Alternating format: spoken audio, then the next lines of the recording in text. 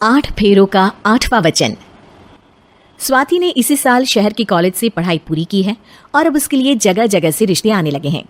स्वाति से ज्यादा उसके रिश्तेदारों को उसकी शादी की चिंता है, इसीलिए जो भी स्वाति के घर आता वो किसी नए लड़की की खबर जरूर ले आता। अरे दीदी, ये फोटो देख के बताओ कैसा है। राहुल नाम है लड़के का, मेरी सहेली की बहन का बेटा है।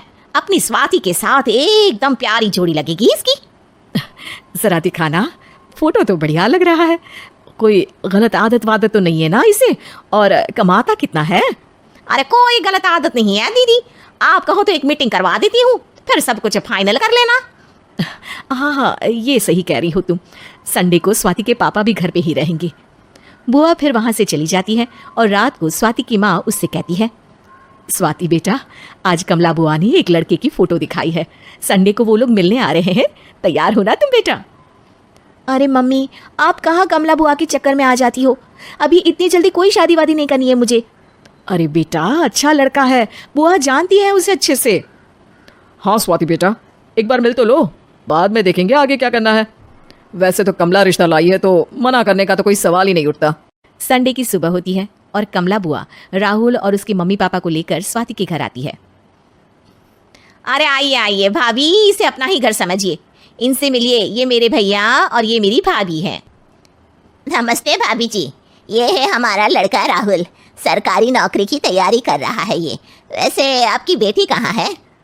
अरे स्वाति बेटा, बाहर आ जाओ। वैसे कितनी पढ़ाई की है स्वाति ने? जी, पोस्ट ग्रेजुएट है हमारी बेटी साइंस में। ये सब तो ठीक है, पर घर संभालना जानती है या नहीं? हमें कौन सी इससे नौकरी करवानी है, नौकरी तो मेरा बेटा करेगा ही। पर मैंने इतनी पढ़ाई की है और आप चाहती हैं कि मैं घर पर ही बैठी रहूं? अरे स्वाति बेटा, ये बड़ों की बात में तुम कहाँ बोल पड़ी? हम सब देख लेंगे क्या करना है क्या नहीं। हम तो इसी बात पर विश्वास करते हैं कि घर के लड़के घर में ही रहे तो ज्यादा अच्छा रहता है। वरना भाई साहब, आप तो आजकल के हाल जानती हैं, कितनी घटनाएं होने लगी हैं औरतों के खिलाफ। स्वाति बेटा, रसोई का काम तो पूरा जानती हो ना? शादी के बाद तुम्हें ही संभालना है वो सब। अरे बहुत अच्छा खाना बनाती है ये, आप सब लोग इसकी तारीफ करते नहीं थकेंगे। लो भाई, हो गई मीटिंग, अब शादी की तारीख फाइनल कर लेते हैं। क्यों भैया? भाई, हम तो पंडित जी से चर्चा करने के बाद ही तारीख फाइनल करेंगे। सालों से हम उनकी बातें मानते हुए आ रहे हैं। लड़के वाले और कमला बुआ की बातें सुनकर स्वाति एकदम नाराज हो जाती है और उसे लगने लगता है कि शादी के बाद उसे घर पर ही बैठना पड़ेगा। लेकिन घर वालों के आगे उसकी एक नहीं चलती और उसे शादी के लिए हाँ कहना पड़ता है। शादी का दिन आ जाता है और सब मंडप में जमा होते हैं। अब फेरों का समय हो गया है, अब कन्या अपने वर से 7 वचन मांगेगी। आप किसी धार्मिक आयोजन में जाएं तो मुझे भी ले जाएंगे। आप मेरे माता पिता का भी बराबरी से सम्मान करेंगे, हमेशा मेरा साथ निभाएंगे। आपको दोनों परिवार की जिम्मेदारियां बखूबी निभानी होगी। हर ज़रूरी बात में मेरी भी राय लेंगे।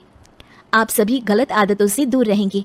आप मेरे अलावा किसी और औरत से कोई गलत संबंध नहीं बांधेंगे। ये 7 वचन पूरे हुए। वर क्या तुम्हें ये सारे वचन मंजूर है?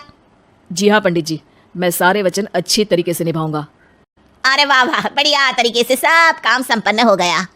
तो इसी के साथ विवाह संपन्न हुआ और आज से ये दोनों पति पत्नी हुए। 1 मिनट पंडित जी, अभी एक वचन लेना बाकी है। अब कौन सा वचन है बेटा? मैं अब हमेशा के लिए किसी दूसरे घर में जाने वाली हूँ, तो पति के अलावा मैं अपने सास ससुर से भी एक वचन लेना चाहूंगी। अब कहो बेटी। मैं ये चाहती हूँ कि मुझ पर किसी बात की कोई पाबंदी नहीं लगाई जाएगी। मुझे सब कुछ करने की आज़ादी होगी और मैं भी विश्वास दिलाती हूँ कि मैं एक अच्छी बहू बन के दिखाऊंगी। स्वाति की बात सुनकर उसके सास ससुर एकदम चौंक जाते हैं और कुछ बोल नहीं पाते कि उतने में कमला बुआ बोल पड़ती है।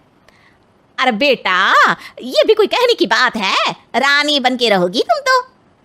वचन देने से पहले सोच लीजिए, क्योंकि शास्त्रों में वचन ना निभाने वालों के लिए नरक से भी बदतर सजा लिखी है।